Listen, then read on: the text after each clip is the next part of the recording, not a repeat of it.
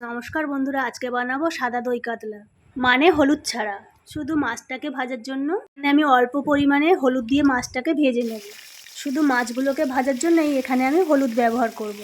বাকি দই কাতলাটা হলুদ ছাড়াই বানাবো। এবার মাছগুলো ভাজা হয়ে গেছে। অপরদিকে কড়াইয়ে তেজপাতা, লবঙ্গ ও দারচিনি, শুকনো লঙ্কা ফোড়ন দিয়ে ও গোটা জিরে, এরপর পেঁয়াজ বাটা ও কাঁচা লঙ্কা বাটা, কাশ্মীরি লঙ্কার গুঁড়ো, বাড়িতে বানানো ধনে ও জিরে মরিচ গুঁড়ো, স্বাদ মতন লবণ দিয়ে এটাকে বেশ কিছুক্ষণ কষিয়ে নেব। দেখুন হলুদ ছাড়াই কেমন কালার এসেছে। এবার 1 বাটি টক দই মশলার মধ্যে দিয়ে দেব। এগুলোকেও আমি বেশ কিছুক্ষণ কষাতে থাকব।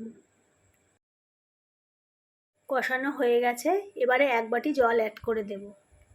দইয়ের বাটিতে জল রেখেছিলাম, তাই জলটা সাদা লাগছে। চলুন, ঝোলটা ফুটে উঠেছে, এবার ভেজে রাখা কাতলা মাছগুলো দিয়ে দেব। তো এই ছিল আমার সাদা দই কাতলা মাছের রেসিপি। কেমন হয়েছে জানাবেন কিন্তু। ভালো লাগলে একটা লাইক করে দেবেন। ধন্যবাদ।